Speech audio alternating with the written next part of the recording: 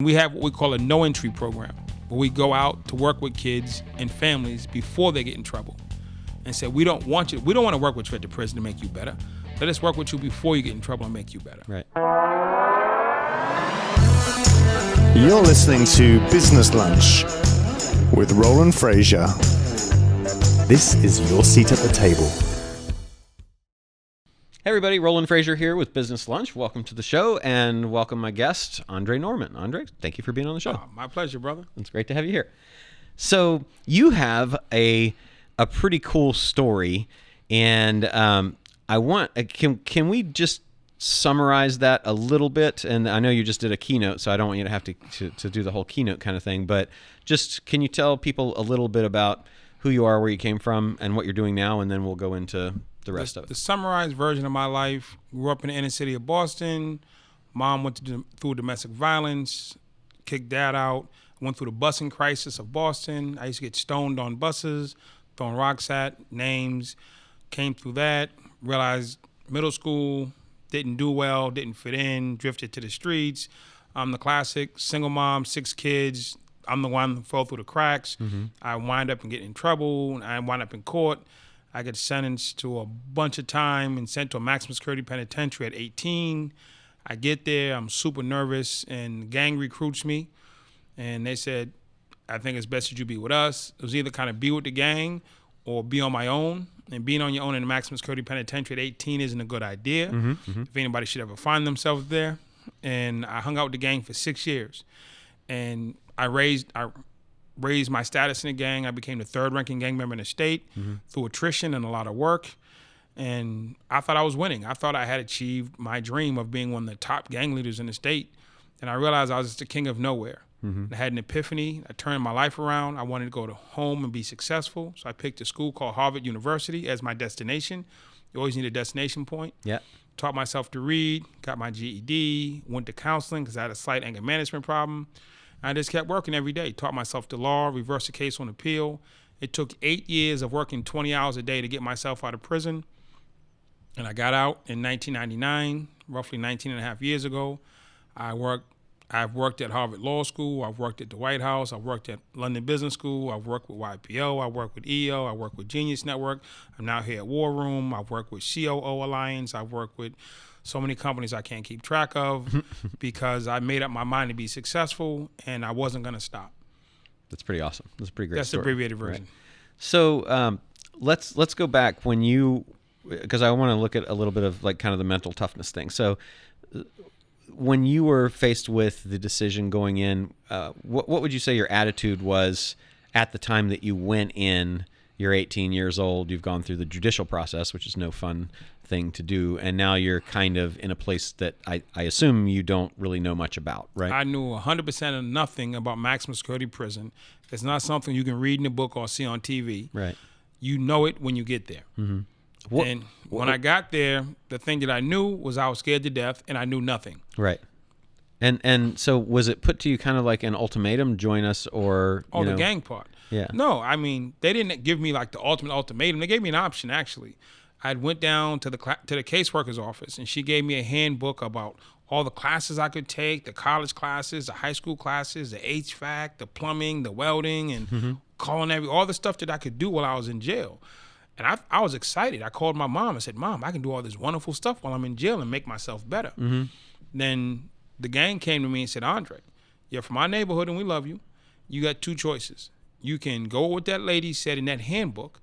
And then they pointed out the Aryan gang. He said, see those guys over there? They want to kill you because you're black. Mm-hmm. And when they come running in yourself with knives, you think that caseworker is going to come help you. They point out the Latino gang. They said, they want to kill you because you're black. And when they come running in yourself with knives, is that lady from the unit team going to help you? Mm-hmm. Then they show me the other black gang. They said, those guys want to kill you because you're black and you're from the other side of town. And when they come running in your cell, is that lady going to come help you? You're like, dang on it. They said, you got a choice. Yeah. You can go with that lady in that handbook, or you can come with us. Mm-hmm. We'll protect you from them. Right. I don't know what she's going to do. Right. And it was a real simple choice. Get stabbed by 3 different groups multiple times or join a gang. And you chose joining the gang. I chose joining the gang, yes. That's why you're here. So door 1. So yeah, I'll take door number 1, please. So you went through and rose up to be number 3 in the gang. and felt like you were winning until you felt that you weren't. I felt that I was winning because in America, as a black man, you gauge yourself by being tough. And the tough guys where I come from don't go to church. They don't go to work. They don't go to any place else. They go to prison. They go to the street and they go to prison. The toughest black men that I know are all in prison. Okay. And when I went to prison, that's what I measured myself against. These are the toughest guys in the state. And I wanted to know, where do I measure up? Am I tough like them? And they're from all over the place, and I wanted to measure myself against them. So I was doing the fighting and the stabbing and all the wonderful stuff you do in prison, Right. and earning my mythical pound-for-pound champion status or pound-for-pound best. And I got to be number 3 in the state for being, hey, that guy's really, really, really tough. Right. And I thought I was winning. I got respect. I got to sell drugs. I got to extort people. I mean, all the stuff that comes with being one of the toughest guys, the fringe benefits. So what happened that caused you to suddenly decide you wanted to do something different? I was actually in segregation or solitary confinement for trying to kill 8 people. And while I was in there, I'm just laying back laughing like, hey, this is what I do. I had an opportunity, a situation arose where some friends of mine had gotten stabbed. And my response was retaliate against their friends. And before I could do it, God spoke to me. And God said, Andre, don't do this. Life choice. And I got mad that God spoke to me because I'm not a religious guy and I actually don't like church people. I literally used to beat up church people. If you came within 50 feet of me with a cross on, saying hallelujah or quoting any scripture, you most likely would get beaten. Because I had a lot of problems with what church people did to my mom when I was a kid. Yeah. It was not a good experience for me. Maybe she thought it was fun or whatever, but I really did not like the relationships that happened between her and people at the church. I'll leave it there. And I was too small to intervene at the time. When I finally realized what was going on, I wasn't big enough to go hurt those people. Right. You know what I'm saying? So now that I'm big enough, I always had this thing about not liking church people because of the situation with my mom. So when they came around me in jail, all the years of not being able to defend her or defend my anger would come out of me. And that's why I didn't like them. So when God spoke to me, I got mad. I said, you need to go see your people because all of my life you've not been there. When my mother used to get beat up, you never showed up. Right. When they threw rocks and names at me, you didn't show up. When my father walked out, you didn't show up. When my sister became an addict and a prostitute, you didn't show up. Right. When I was poor and had to eat free lunch every day, you didn't show up. And I just went down the list. My mom was dating people in the church and they were married and we were little bastard kids. You didn't show up. All the shame and embarrassment I went through my life, you didn't show up. Right. I don't need you now. Right. I run this place. And when I commit this act of violence, I will be the number 1 guy in this whole entire system. I would have went from the last to the first without you. Right. And he said it again. Don't do this. Life choice. We argued. He won. And if anybody ever tell you to argue with God, that's fine. But if they tell you they won the argument, that's a problem because they're crazy. Didn't work out. If they won the argument, they're on heavy medication. Right. So I go back to my cell. I said, if I can't be a psychopath, why be in jail? And I started looking around. The first thing I did is I looked around. I said, well, I want to be free. Because if I can't be crazy, why be in jail? But I looked at the whites, the blacks, the Spanish, the church guys, the Muslims, the kitchen workers, the basketball players, the chess players, every group all went home and came back. So I said, free doesn't work for anybody. So I switched my goal to successful. I said, successful people don't come here. That's an important distinction. I'll become successful and I won't have to come back. And I said, I'll go to Harvard, I'll be successful. And that became my focus. And everybody around me, my friends, the gang, my mom, my dad, all thought I was crazy. How do I go from being an illiterate gang member, locked in the basement, selling drugs in jail, to wanting to go to Harvard University? But I believed it. They didn't. And they all tried to talk me out of it for their own reasons. But I wouldn't shake this time. I said, no, this is something that I want to do, and I'm going to stick to it. And I kind of distanced myself from the gang. You don't really quit the gang. I distanced myself from the gang. I stopped with the day-to-day operations, and I started going to school every day. I started going to programs every day.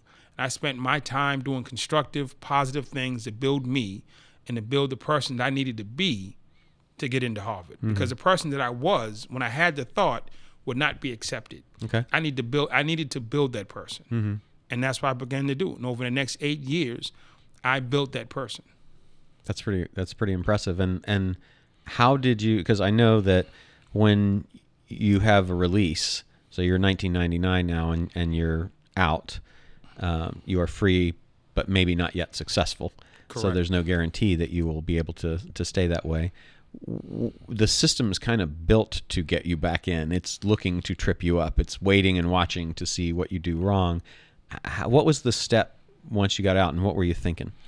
The first thing I had to do was understand the system that I was fighting against. Mm-hmm. The system is designed to A, put me in jail, B, drive me crazy in jail, then C, if I manage to get out, put me back in jail. Yeah. So I can be mad at the system, or I can learn to understand the system. Right. And what are the mechanisms and the triggers that they use to do the things that they do. So you give us bad schools, you give us no recreational, you can list all the things that don't happen in the inner city that contribute or give the opportunity for someone to go the wrong way. It doesn't mandate it, but it gives the opportunity. And so I took all the escape routes that they gave me, all the triggers and trap doors they gave me as a young kid. I took them. Right. When I got in prison, they gave me, there was school, there was GED, there was plumbing. The first week I was there, I just didn't access it until year 6. Right. It was there, but there was a lot of things in between it that I couldn't get past. Right.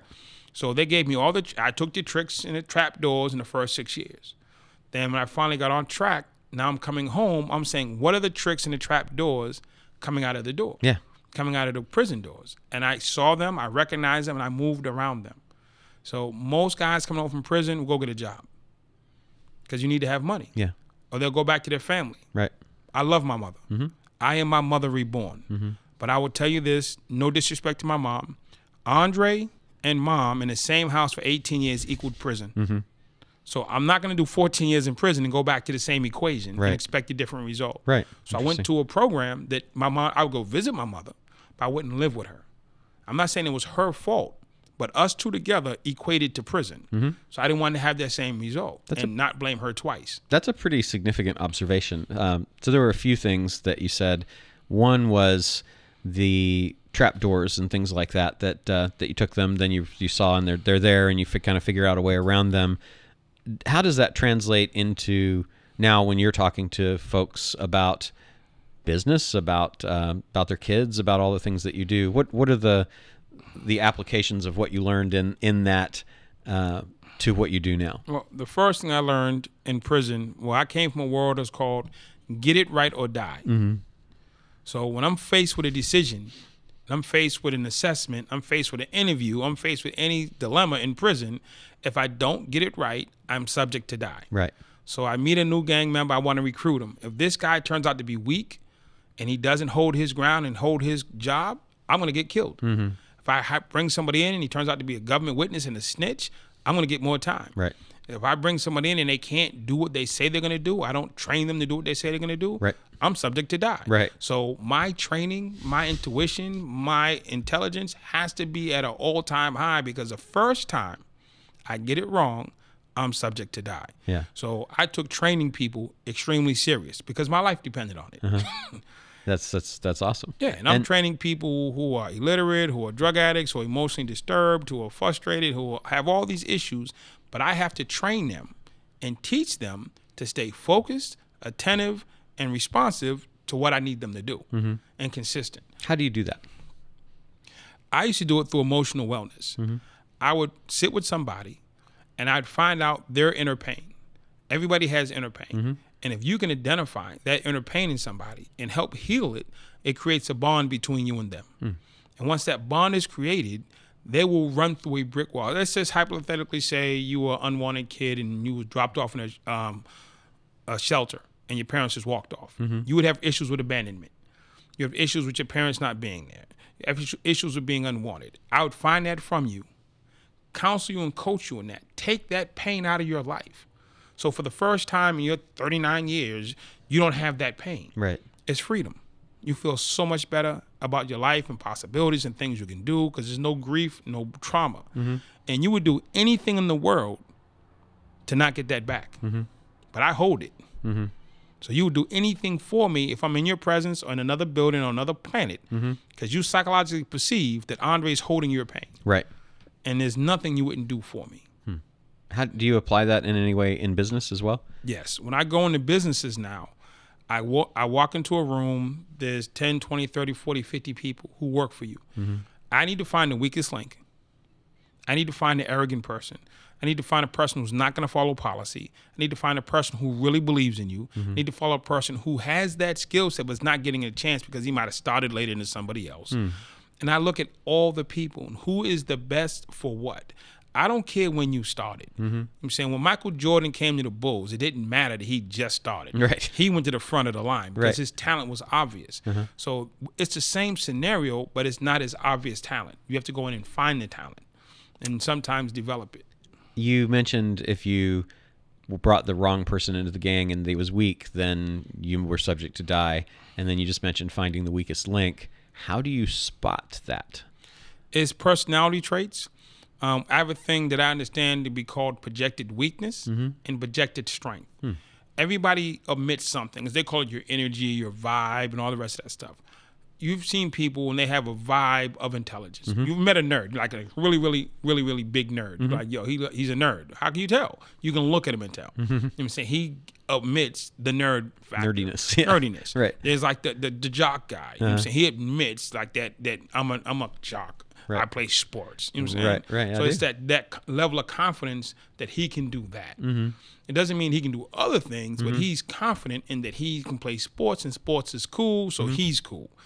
And you can see these things in people that are obvious. The athlete, the president, all these other things. So I can see in people what they project and their range. How far will you go? What is your breaking point? I can just sit and talk to somebody and know where their breaking point is. Right. How much pressure can you handle?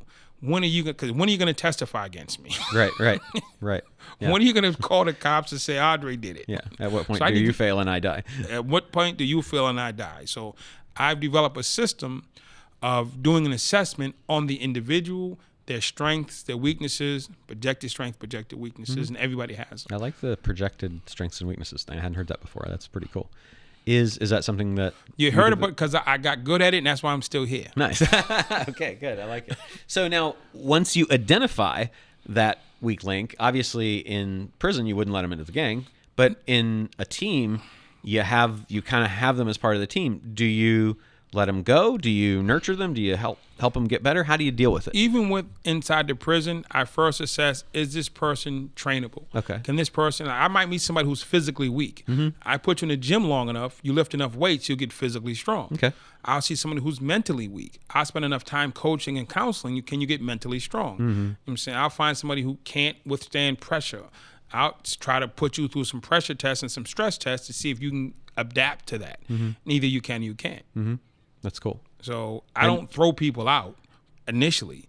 I sit with them and find out, okay, I find your weakness. Then we find out what you need to do to improve that, make your weakness a strength. Nice.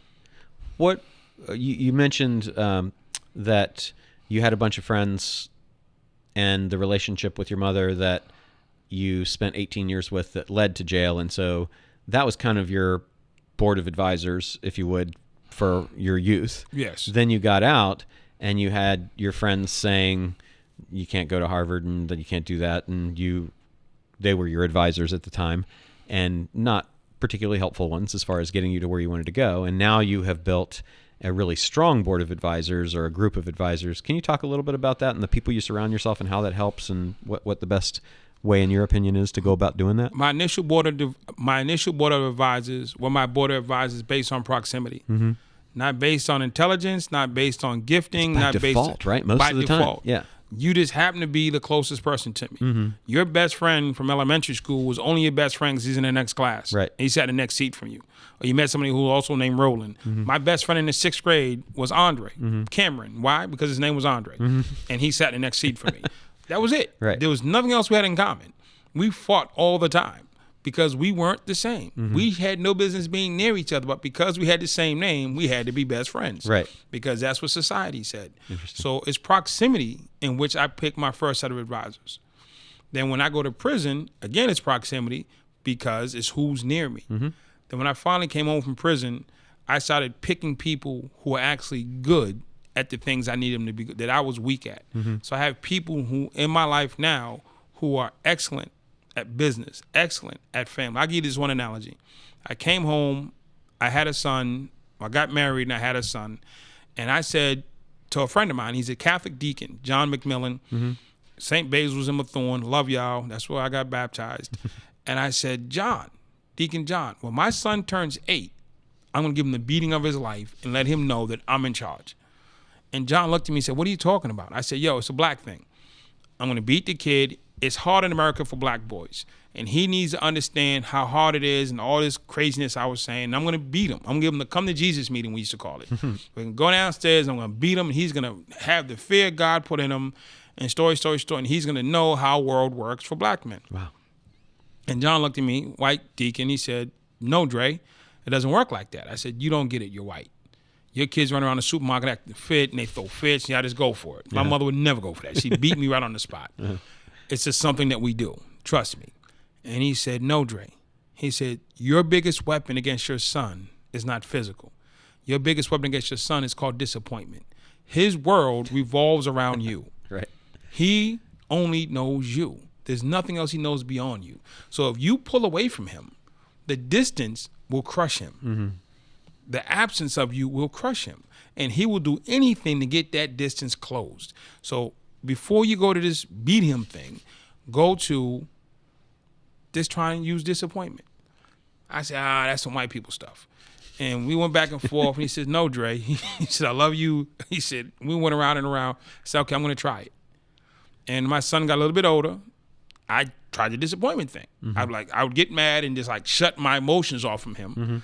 And he would go into a complete fit. He wouldn't know what to do, which way to go. He was lost. And until I accepted him back, he was at a loss. And I realized that John told me right, that disappointment was the greatest weapon against my son, or the greatest tool to use to get him to behave. But I had been trained and taught that physical violence against your child works. Right. And the thing that I didn't understand, that John explained to me later, is that that's a slave concept. And it was something that was done to slaves. You beat them to show them who's in charge. You beat them to show them who's in command. You beat them to win their trust and loyalty. And you beat them so they don't go against you. That's exactly what happened on every slave plantation in the world. It wasn't just an American slave thing. Sure, yeah. That's just a process that you use to control your slaves. And he said, you're trying to use that process now. It didn't work then, and it's not going to work now. Now, the disappointment thing wasn't going to work on the slave plantation, but the physical violence did. Right. Since you're not on the plantation and this is actually your child and it's your family, you don't have to resort to those tactics. Right. He said, emotions matter.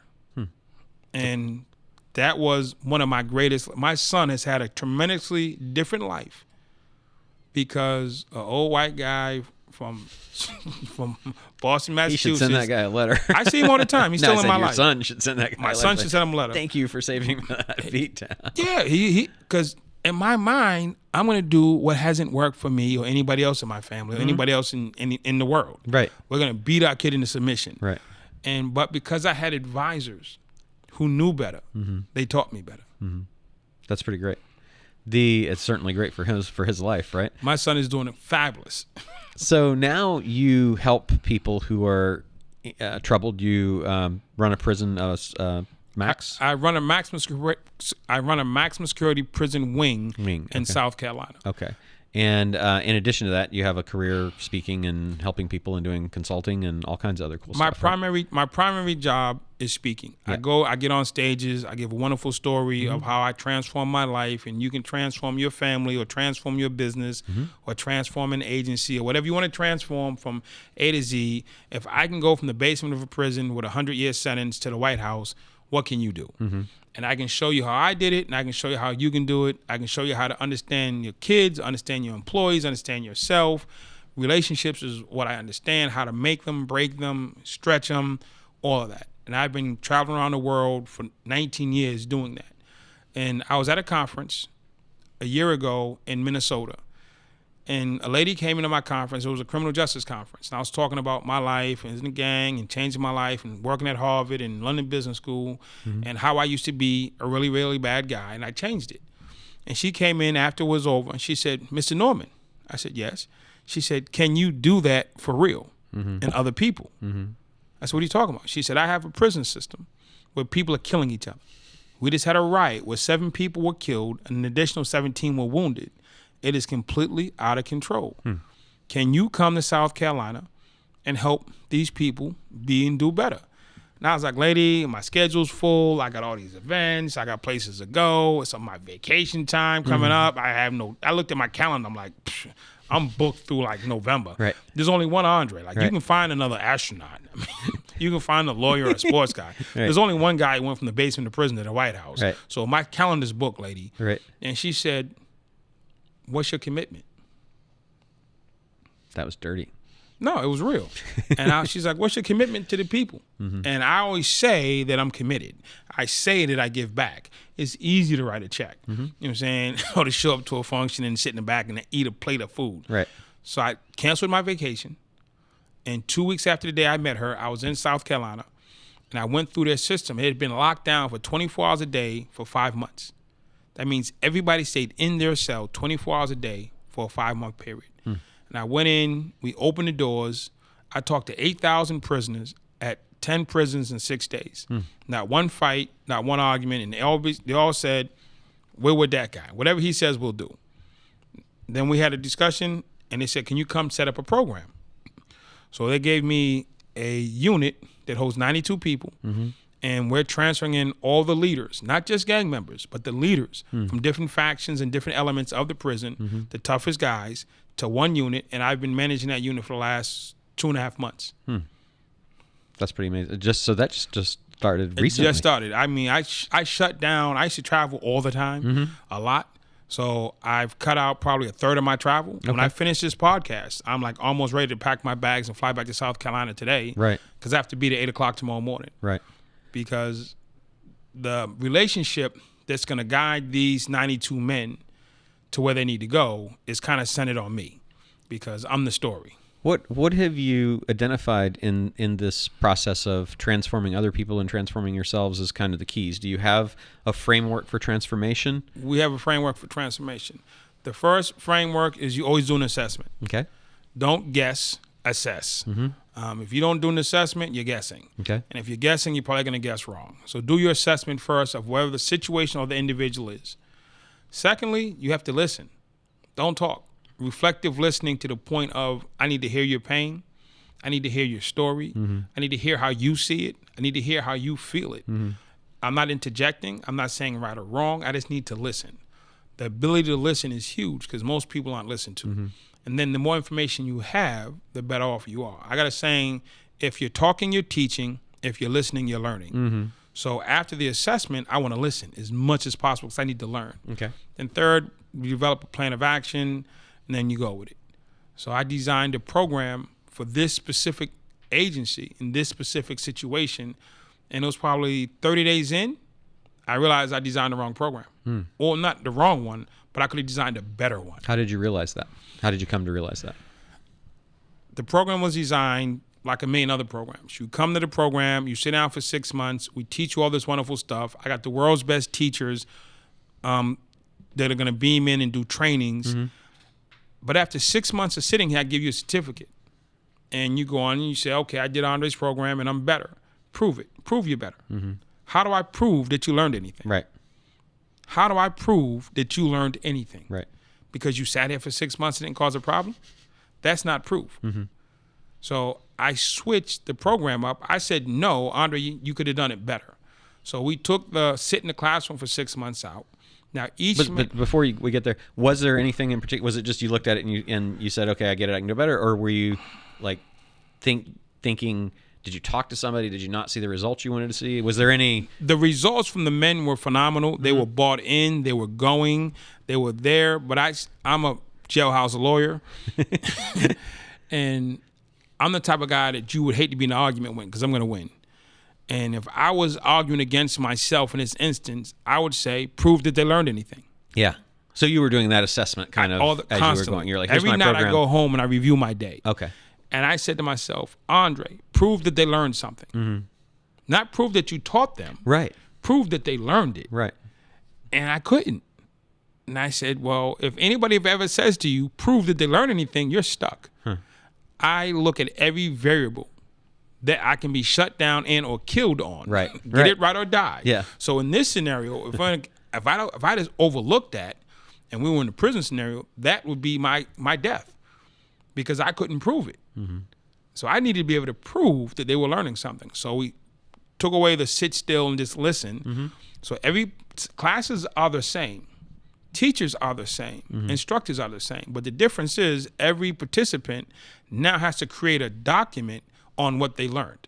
We call them tangibles. Okay. I need a tangible thing that I can put in my hand. You heard this story or heard this training about financial literacy. Design me a financial literacy course. Okay. You heard this thing about forgiveness. Write me a forgiveness paper. And I take those papers and I turn them into tangible trainings. So we have trainings on de-escalation. We have trainings on how to talk to your kid. We have trainings on how to not do drugs. We have 92 minds that have been through extreme issues that know it. So now they're creating trainings and helpful materials. We call them tangibles that you say, Dre, prove that he learned something. I can pull out his 4 tangibles and hand them to you. They're not just papers. Right. They're how-tos. Right. Interesting. So when these people move through the system and you haven't had anybody yet, I'm assuming because it's so new, how do you help support them so that the learnings that they're taking away, because they've learned it, but it's hard to turn a learning into a habit. How can you help support them once they're through that? The best way I can make this stick or stay is I teach you to teach it. If you just learn it with no application, then I don't know if you can actually use the material or the skill set. So the original program, which is still the original program, was designed where they would actually become teachers. Okay. Interesting. Or they become mentors themselves. Right. And so now they're going to become mentors. They're going to become teachers, but they're going to be teaching from their own curriculum. So the tangibles are their curriculums, and they're still going to be the teachers. So I just had that. That's they were why going to the teach course, my okay. stuff. Right. Now I got them teaching their own stuff. Right. And we're making a deal. There's federal prison, state prison, county prison. We're a state prison. We just met with the sheriff of a county prison about 20 minutes away. And you've seen Scared Straight, where they take kids from high school, they bring them up and people yell at them and they don't come to jail. That thing. Who is the most likely person to commit a crime that takes them to state prison? It's not a high school kid. It's not a middle school kid. It's somebody in county jail. Interesting. Because they've already committed a crime. And they already committed a low-level offense. Maybe they stole a wallet, they broke in a store or something. Sure. But they're in jail now. That person, I would say, is the most likely to commit a crime that takes them to state prison. So we just made a deal with the sheriff of the county 20 minutes away where he's going to try to bring his guys from the county jail to the state jail. We're going to do a variation of Scared Straight, even though we don't yell, with them. Interesting. Because high school kids, we will and do talk to them. Middle school kids, same thing. But these county jail guys are the most likely to end up in state prison of the whole group. That's so you're kind of interrupting the funnel of criminality, right? Right. They're at the entry point, and you don't want them to ascend. It's the opposite of what you want in a funnel. There's no program in the country where they take people from a county jail to the state jail and do interventions. It doesn't exist. That's so really good. I try to look at things that don't exist and make them exist. And we have what we call a no-entry program, where we go out to work with kids and families before they get in trouble and say, we don't want to work with you at the prison to make you better. Let us work with you before you get in trouble and make you better. Right. So we have a re-entry program and we have a no-entry program. That's great. What are you doing in your business now? So you've cut your speaking schedule back by a third, I think you said, or 2/3? About a third to a half. Okay. And you're focusing on this, which is an amazing thing. How are you moving your business forward now? How am I? War Room is wonderful for that, because I'm looking, as I'm here, at becoming digital. If I can become digital, it makes my life easier. And if I can become digital, it makes my life more profitable, because I don't have to be in these places. Right. So I can go on a stage, give a message at a conference, record that message, make it digital, make it into whatever program or platform, and repurpose it from a digital platform. Absolutely. And I don't physically have to be there. Right.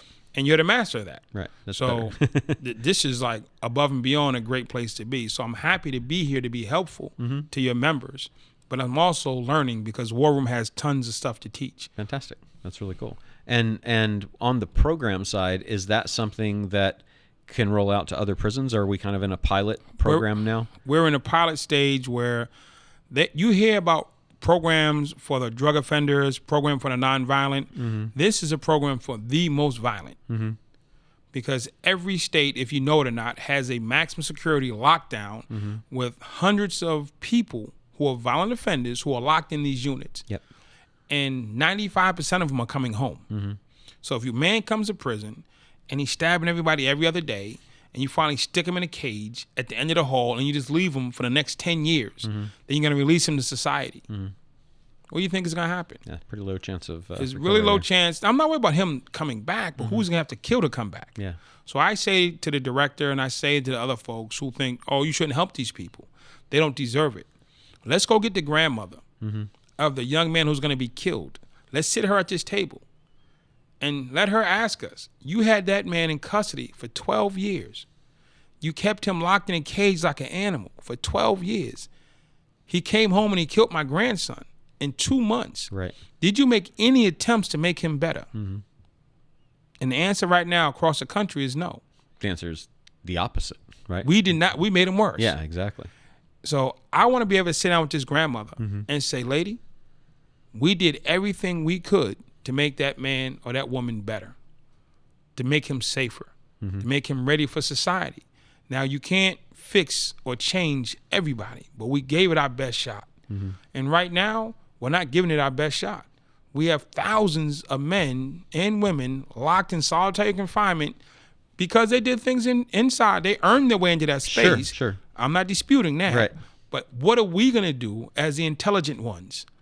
And we can look forward and say, we have 2,000 grandmothers that are going to be sitting here asking the same question. Did you try to make that man or woman better? Right. And right now, the answer is a resounding no. And I want to make it a resounding yes. That's really great. And if you roll a program like that out, is there a way to make it helpful to the world and also profitable to you? We can helpful to the world and profitable. I don't know if this particular program can become profitable in the sense of it'll make money. It'll save lives. It'll save lives. Yeah. And I'm training these men right now because I do a lot of intervention work on addiction, opioid addiction. And right now, the biggest opioid problem is in the white community. And what I've done, I've been called in to many different cities, and I've done my assessment. And what I've come to find out is suburban cities are not built for recovery. You don't have drop-in churches. You don't have drop-in centers. You don't have rehab centers. You don't have police who've been trained to deal with people who've dealt with drugs for multiple years. Your schools aren't equipped. Your churches aren't equipped. Your hospitals aren't equipped. Your police aren't equipped. Your parents aren't equipped. The librarians aren't equipped. Nobody deals with drugs in the suburbs. It's just no place to go. You ship the kid off to Utah, Wyoming, send them to a program, they come back, you tell them they went to visit Auntie, don't tell nobody. Now let's look at the other side. Any urban setting in this country, there's tons of people who've been addicts. There's tons of AA, NA, drop-in centers, churches who've dealt with this, police who've dealt with this, teachers who've dealt with this. We've gone through the crack era, the heroin era twice, and the meth era. Right. So we have countless people who have extreme insights on how to deal with addiction. They live in the hood, as we call it. Well, in the suburbs, you have none of this. There's nobody who knows. So your mom in the suburbs running out with your head cut off trying to save your kid. You don't know who to call because you don't want to be embarrassed, you don't want to be shamed, and there's no one really to call. In the hood, everybody's cousin, uncle, mom, there's somebody that knows somebody who's been affected by this disease. Right. So I'm taking the inner city to the suburbs with the solution for the suburban opioid crisis is the hood. Lies in the hood. Yeah, that's pretty Because cool. that's where the solution is. They have the most experience in dealing with this. Right. Every grandmother, every cop, every school teacher in the inner city setting has dealt with drug addiction and drug addiction and drug addiction. Right. And they've seen all form and facets from mom high, sister high, grandmom high, brother high, dad high. They've seen it all. Yeah. And they know how to deal with it. Suburban teachers don't have a clue about this stuff. If they do, it's just by accident. Right. So I'm bringing and training these guys in this prison to go into suburbia and save rich white kids. Yeah. Interesting. Because who else am I going to send? Right. What if if somebody wants to get a hold of you and find out more, to have you speak, which they absolutely should, you got a standing ovation from our group earlier when you spoke. And what is the best way to get a hold of you? I was told, you have to tell me if I'm right. Was that the first ever standing ovation at War Room? I was trying to think. We had a standing ovation. There's only been 2 others, and one was Sarah Blakely, who spoke to the women who founded Spanx. She just absolutely touched everybody, and the other was Ken Cragen, who I think you know, who shared his how to create transformational movements. So you're in pretty daggone good company, and out of 8 years, that's pretty daggone good. I'll take that. Yeah, I'll definitely take. People just kept telling me, "Yo, Dre, this is a different crowd. This is a different crowd." I said, "Okay." I said, "I'm just gonna go do me." You know what I'm saying? So, if you wanted to find Andre Norman and contact me, the easiest way to do it is go to andrenorman.com. Okay. ANDRE? ANDRENORMAN.com. Okay. And there's an email link on there. I might have an email capture on there. Are you on social media or any of those? On social media, I have Facebook, which is Andre Norman. Then I have Instagram, which is Andre Norman. Mm-hmm. I have LinkedIn, which is Andre Norman. Nice. You're Andre Norman on all the socials. I got them so long ago, I didn't even use them. I didn't know anything about them. You were smart to get them. The easiest way to get me, though, is just send me an email from my website. That is the guaranteed way to reach me. If you join my email list or you send me something on social media, the world lives on Facebook, not me. Right. What is the biggest thing you think people could do to help the people that you're helping? The biggest thing you can help the people that I'm helping is show up. Show up. What does that mean? I currently have a prison system, men and women.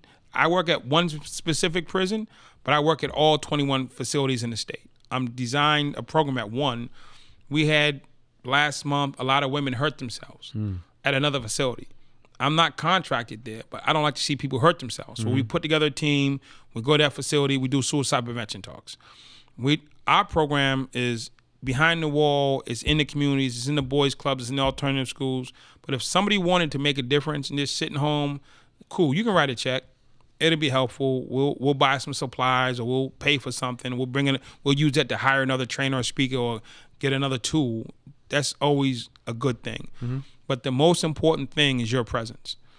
You possess something special. You're one of 6 billion people that nothing or nobody else has. Mm-hmm. And if it's just, hey, you know how to raise your kids. Hey, you know how to pay your taxes. Mm-hmm. Hey, you have a specific skill set. Hey, you ran a plumbing company for 20 years. Hey, you were a college dad. Hey, whatever. You just cared about. I was talking to somebody last night, Tucker Max, and he was speaking about loving his kid and his kid feeling loved by him.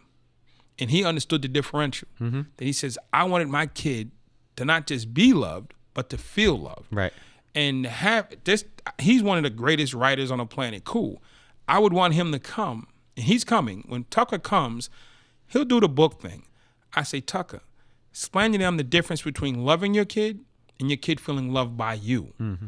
That's going to be my greatest takeaway that I want him to leave, because that's something that they need. And the small things matter. It's not always the big things. Yeah. So if you care and you have time, we would love for you to come to South Carolina and come into the prison. We have a men's prison. We have a female prison. They need to see people and have a conversation with a real person. Right. Doesn't matter what you look like, what you believe in. If you believe in people, we want you. That's great. And is there anything that I didn't ask you that you would like to share, or that you wish that I'd ask you? One thing that you didn't ask me, how can I help you? Because I know you interview 100 people 100 times, and like, you're Roland Frasier, you're special. I mean, people know you as Roland Frasier, and that's a cool thing. And you help people for a living. I get that. I do the same thing at a different level. Yeah. And very rarely, legitimately and honestly, does somebody say, how can I help you? Yeah. You did that for me. Mm-hmm. You know what I'm saying? And your team has done that for me. Mm-hmm. So I want to legitimately right here say for you, everything else aside, what can Andre do for Roland Frasier? The thing that the answer to that is something that's kind of near and dear to my heart, which is having gone through the system and experienced the challenges with all of the advantages of coming out, the help that you can give to these people that they won't get, that the system fights against, is the best thing that you could do for me, because Just that keep makes going. me feel good. Yeah, man, that's the thing, because I like, with every advantage coming out, the people that I saw, they're coming out of white collar prison and they're coming back. Even like, I was there 5 months and I watched people get out and come back during that period of time, that quick.